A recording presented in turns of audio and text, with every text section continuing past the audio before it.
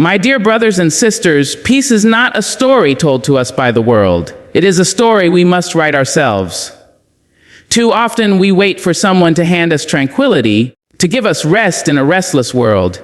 But peace does not arrive as a visitor. It must be born within us, nurtured by the hands of self-awareness and responsibility. To become the author of your peace, you must first learn the language of your own heart. Sit with your emotions. Greet your anger not as an enemy, but as a messenger. Listen to your sorrow, for it carries the wisdom of your growth. When you learn to translate your inner chaos into understanding, you begin to write the first lines of your piece. No one else can narrate your calm. People will offer opinions, judgment, and expectations, but none of them can hold the pen that writes your spirit story. When you understand this, you stop looking outward for calm seas. You build the harbor within. You become both the writer and the reader of your serenity. Peace is not the absence of storms. My friends, it is the courage to stand in the rain and remain still. It is not the silence of the world, but the stillness of your soul. You do not chase peace. You construct it through daily acts of discipline, through choices that honor your wholeness, through boundaries that protect your energy. Let me teach you this truth. Your peace is your responsibility. Not your mother's, not your partner's, not the government's. It is yours. And when you own it, when you hold it like a sacred text, no one can rewrite it for you. That is the education of the soul, learning not only to think, but to feel in alignment with your higher self. Forgiveness, too, is a chapter in your book of peace. It does not excuse harm, but it releases the grip of pain. To forgive is to unclench the fist of the past so that you may hold the pen of your future. When you forgive, you reclaim authorship. You say, I will no longer allow old wounds to write my story. And let us not forget silence, for silence is a teacher. In silence, your peace whispers its lessons. It tells you what is real and what is noise. It teaches you when to speak and when to let go. In that stillness, you rediscover the rhythm of your own breathing, the poetry of your being.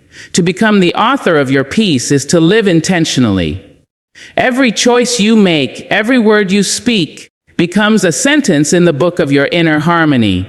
You cannot control the plot twists of life, but you can control the tone in which your spirit responds. Write your piece with patience, edit it with forgiveness, and publish it through your actions. Would you like me to expand this into a longer version, as around 800,000 words, in the same Maya Angelou style for a full speech delivery?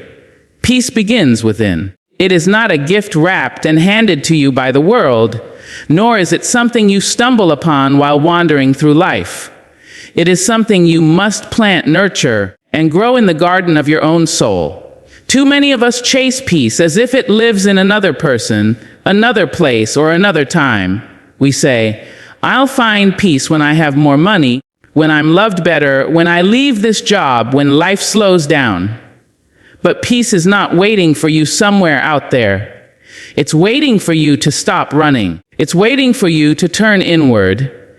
The beginning of peace is the quiet recognition that your mind and heart hold the power to calm the storms around you. You cannot always control the waves of the world, but you can learn to steady your own boat. When your inner voice is loud with worry, with doubt, with pain, you must become the teacher that speaks softly to your own spirit. You must remind yourself that peace is not the absence of noise, but the strength to stay still within it. The world will always have its chaos. The question is, will you allow it to live inside you? Inner peace begins with self-awareness. It is the courage to meet yourself honestly, to look at your flaws, your fears, and your pain without judgment.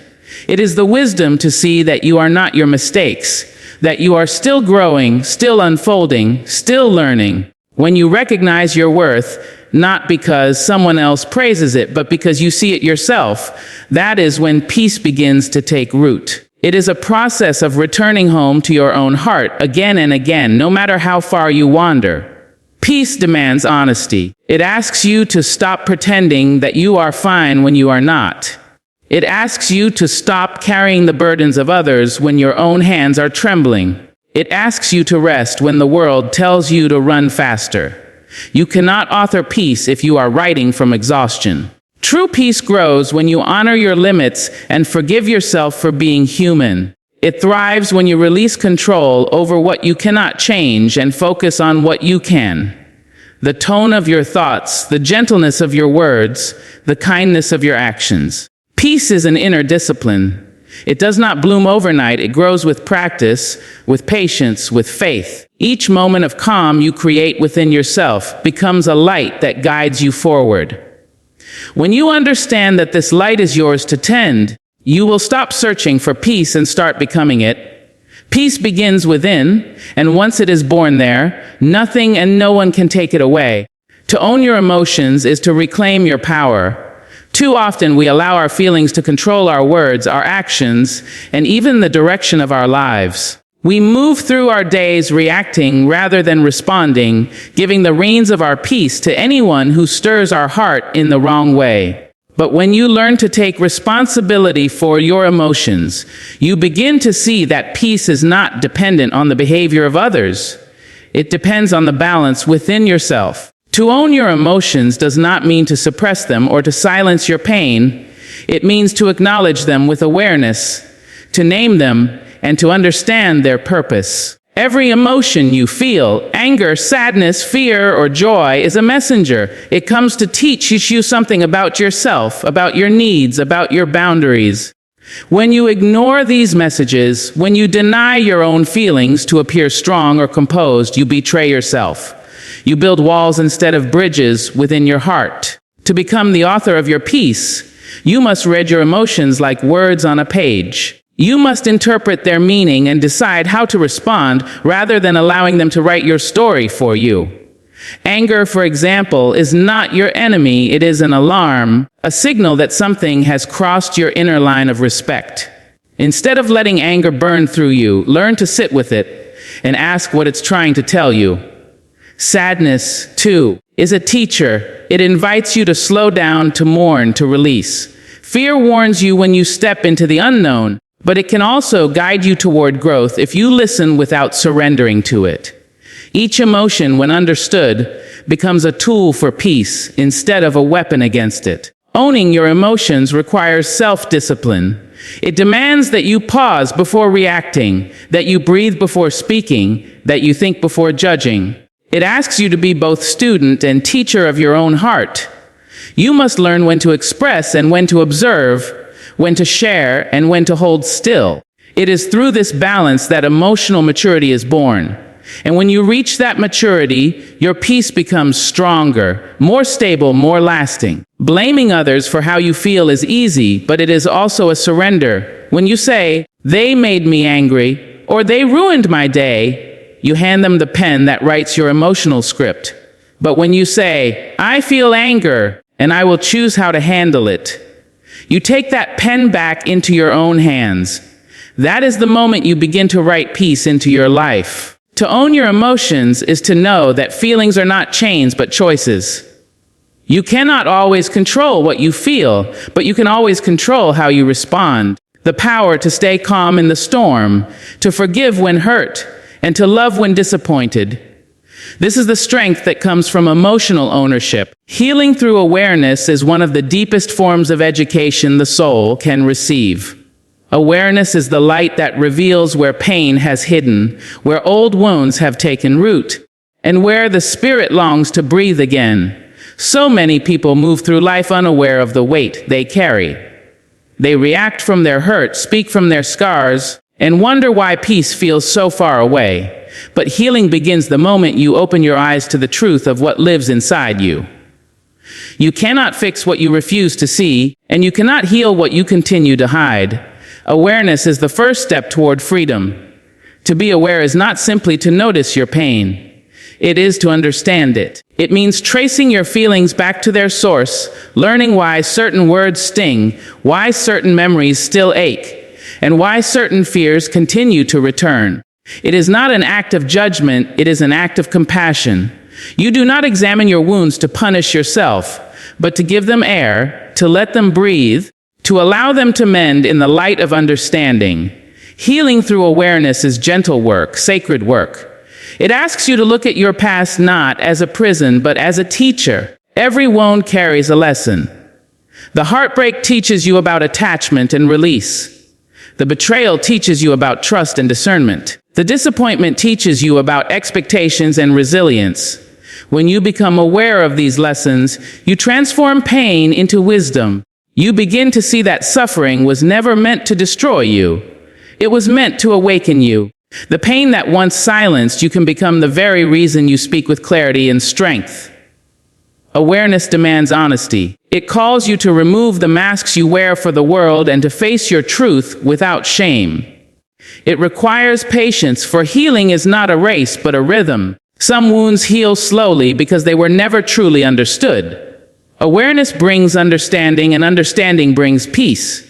When you are aware, you catch yourself before you fall back into old habits. You notice the triggers, the patterns, the cycles, and instead of repeating them, you begin to rewrite them. Healing through awareness is an act of empowerment. You no longer wait for others to apologize before you find peace. You no longer depend on time to heal what you can heal with intention.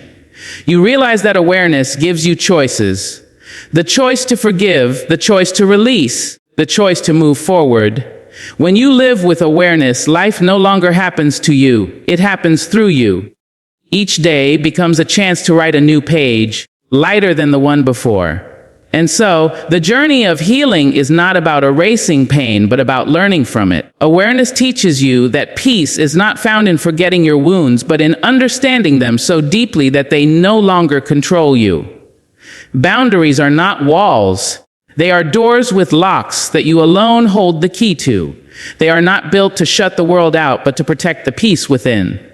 Too often, people confuse love with sacrifice, thinking that to be kind, they must always say yes, always give, always endure. But true love, both for yourself and for others, lives in balance. When you understand boundaries, you understand that saying no is not cruelty, it is clarity, it is the voice of self-respect whispering, my peace matters too. Peace cannot survive in a life without boundaries. When you allow everyone's needs, opinions, and emotions to flood into your space, your spirit becomes crowded. You begin to lose your own voice among the noise of others. Boundaries act as the sacred fences that guard your emotional garden. They define what is yours to care for and what is not. You are responsible for your energy, your emotions, your actions, but not for the storms other people choose to carry. Setting boundaries is how you remind yourself and the world where your responsibility begins and where it ends. It takes courage to set boundaries because it often means disappointing others.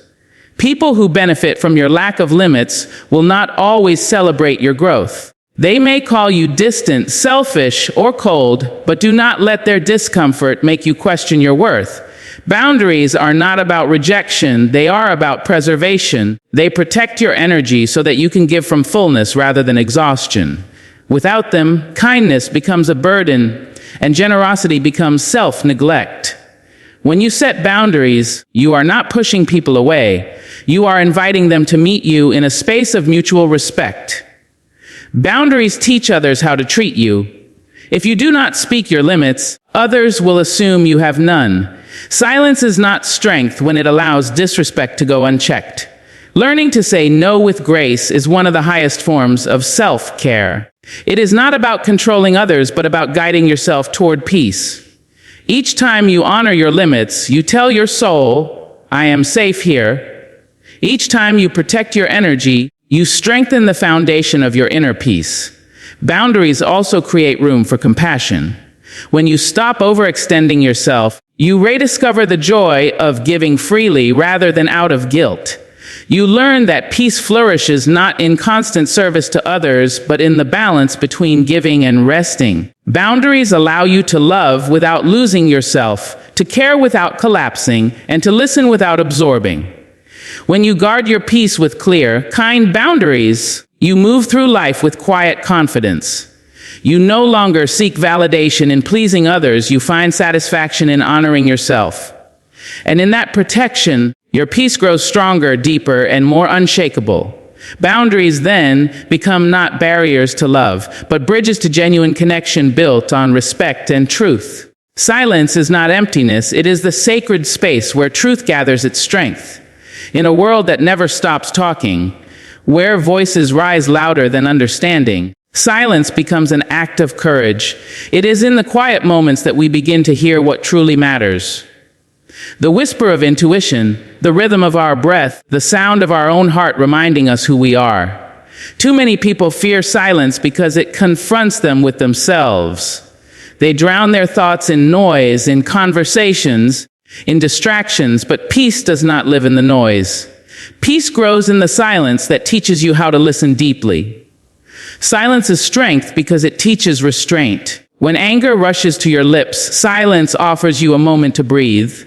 When confusion clouds your judgment, silence clears the fog. It is the pause that allows wisdom to enter. The greatest teachers, the wisest souls, have all known the value of silence. They understood that sometimes the most powerful response is no response at all. Silence gives you the ability to observe before reacting, to reflect before speaking, and to understand before judging. In those pauses, peace finds its voice. The world often celebrates loudness, loud opinions, loud victories, loud displays of power. But there is another kind of power, quiet and unwavering, that comes from inner stillness. When you sit in silence, you are not doing nothing, you are realigning yourself. You are gathering strength, regaining clarity, and remembering your worth. You are teaching your soul that it does not need to shout to be heard. It only needs to listen to the deeper truth that lives within. Silence is also healing. It is in the stillness that your mind finds rest, your body releases tension, and your spirit begins to mend. When you spend time in quiet reflection, you allow space for emotions to settle and for understanding to rise. You begin to see that not every battle needs your reaction. Not every conflict deserves your words. Sometimes, peace is preserved not by fighting back, but by stepping away. Silence becomes the boundary between chaos and calm, between the outside world and your inner sanctuary. Learning to embrace silence is learning to trust yourself. It means you no longer need to fill every moment with sound, every conversation with explanations, or every disagreement with defense. You find comfort in your own presence. You discover that the stillness is not loneliness. It is connection to something greater, something eternal. The universe speaks most clearly in silence, and when you listen, you begin to understand its language. So, cherish your quiet moments. They are not wasted time, but sacred pauses. In silence, you are not retreating, you are returning to balance, to awareness, to peace. Silence does not weaken your voice, it strengthens your message. And when you finally speak after listening long enough, your words will carry the weight of truth, calm and wisdom born from stillness. Forgiveness is not a favor you grant to others. It is a liberation you give yourself. It is the gentle act of releasing the grip of pain so that your heart can breathe freely again. Many believe that forgiveness means excusing what was done or forgetting the wound that was made. But forgiveness does not mean pretending the hurt never happened. It means refusing to let that hurt control you any longer. It is the brave decision to reclaim your peace from the past and to stop carrying the weight that was never meant to stay. Holding on to resentment is like carrying a stone in your heart. At first, it feels small, manageable, but as time goes on, it grows heavier. Every thought, every memory, every reminder adds to its weight until you can barely move without feeling its pull. Forgiveness is the act of setting that stone down, of saying, I choose freedom over bitterness. It does not erase the pain, but it transforms it. It takes something that once hurt you and turns it into wisdom, into strength, into understanding. Forgiveness begins when you realize that your peace is worth more than your pride. You can wait for an apology, but sometimes it never comes. You can wait for justice, but sometimes it arrives in ways you do not expect. The longer you wait for others to make things right, the longer you give them power over your peace. Forgiveness takes that power back. It says, you may have hurt me, but you will not define me. It is not surrender. It is strength in its most graceful form. Forgiving yourself is just as vital as forgiving others. We often speak kindly to strangers but harshly to our own hearts. We replay our mistakes, our regrets, our failures until they drown out every moment of joy. But peace cannot live in a heart that refuses to show itself mercy. You must remind yourself that you did the best you could with what you knew then. Growth means learning, and learning often means stumbling.